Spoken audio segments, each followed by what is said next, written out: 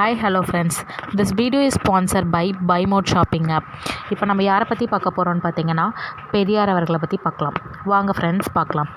பெரியார் என்று பரவலாக அறியப்படும் ஈவே ராமசாமி என்பவரின் இயற்பெயர் ஈரோடு வெங்கட ராமசாமி என்பதாகும். இவர் செப்டம்பர் 17, 1879 தமிழ்நாட்டில் உள்ள ஈரோட்டில் பிறந்தார். இவரின் குடும்பத்தினர் தெலுங்கு மொழியை தாய்மொழியாக உடையவர்கள் ஆவார். இவரின் தந்தை வெங்கட நாயக்கர் மிக வசதியான வணிக பின்னணியை கொண்டவர்.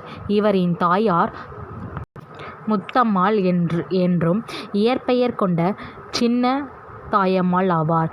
இவரின் உடன் பிறந்தோர் கிருஷ்ணசாமி, கண்ணம்மா மற்றும் பொன்னுத்தாயி ஆகியோர் ஆவார்.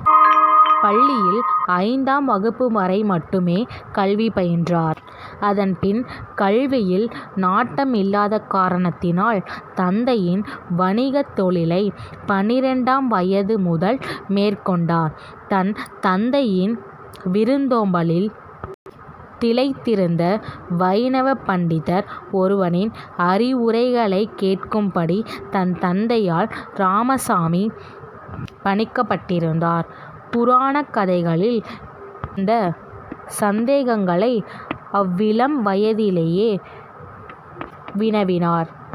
அன்று எழுந்த கருத்து வேற்றுமைகளே பின்னாளில் இந்து ஆரிய எதிர்ப்பு கோட்பாடுகளை மேற்கொள்ள வழிகோலாகின. சமயம் என்பது அப்பாவி மக்கள் மீது போர்த்தப்பட்ட போர்வையாக உள்ளது. அதை களைய வேண்டியது தனது தலையாய கடமை என்பதை மூட நம்பிக்கையில் இருந்தும் சமய குருமார்களிடம் இருந்தும் மக்களை காப்பாற்ற வேண்டியது தன் கடமை என்ற எண்ணத்தையும் வளர்த்து கொண்டார். ராமசாமியின் 19வது வயதில் அவரை சிறு வயதில் நேசித்த 13வது வயது நாகையம்மாரை மணந்து கொண்டார். நாகையம்மா தன் கணவரின் புரட்சி காரணமாக செயல்களுக்கு தன்னை முழுமையாக ஆட்படுத்தி கொண்டார். இவரும் இணைந்து பல போராட்டத்தில் ஈடுபட்டார்.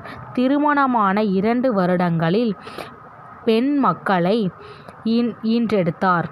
அக்குழந்தை 5 மாதத்திலேயே இறந்தது. பின்னர் பிள்ளை பேறு இல்லை. தனது அண்ணன் மகன் ஈவே கி.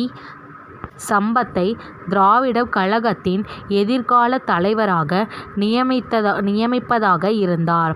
ஆனால் சம்பத் அண்ணாதுரை சீடராக விளங்கினார். தனது 70வது வயதில் 32 வயது உள்ள காந்திமதி என்னும் மணியம்மையை மணந்தார். திராவிட கழகத்தின் தலைவர்களிடையே கருத்து வேறுபாடு ஏற்பட்டது. அண்ணாதுரை ராமசாமியை விட்டு பிரிந்தார். ஈவே ராமசாமி மணியம்மையை தனது சொத்துகளுக்கும் கழகத்திற்கும் பாதுகாவலராக நியமித்தார். இறைப்பற்றுள்ளவராக இருந்த ராமசாமி காசி யாத்திரைக்கு பின் தன்னை இறை மறுப்பாளராக மாற்றிக்கொண்டார். ராமசாமி 1919ஆம் ஆண்டு காங்கிரஸ் தன்னை இணைத்து கொண்டார். ஈரோடு நகராட்சி தலைவர் பதவியை இழந்தார். காந்தியின் கதர் ஆடையை தானும் உடுத்தி பிறரும் அணிய வேண்டும் என்று கூறினார். கள்ளுக்கடை மறியலில் ஈடுபட்டார். தீண்டாமையை எதிர்த்து போரிட்டார். ஏப்ரல் 14 அன்று ராமசாமி அவரின் துணைவியார் நாகம்மாள் வைக்கம் வந்து போராட்டத்தில் கலந்து கொண்டனர்.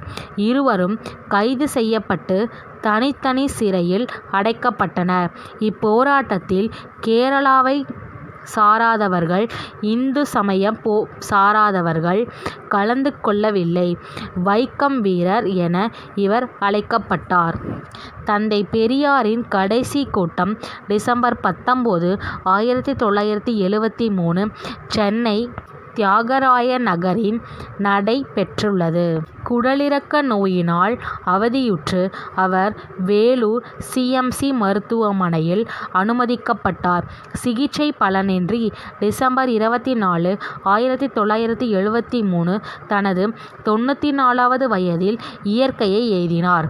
தமிழ்நாடு அரசு இவரின் நினைவை போற்றும் வகையில் ஈரோட்டில் இவர் வாழ்ந்த இல்லத்தை பெரியார் அண்ணா நினைவில்லமாக உள்ளது. Thank you friends.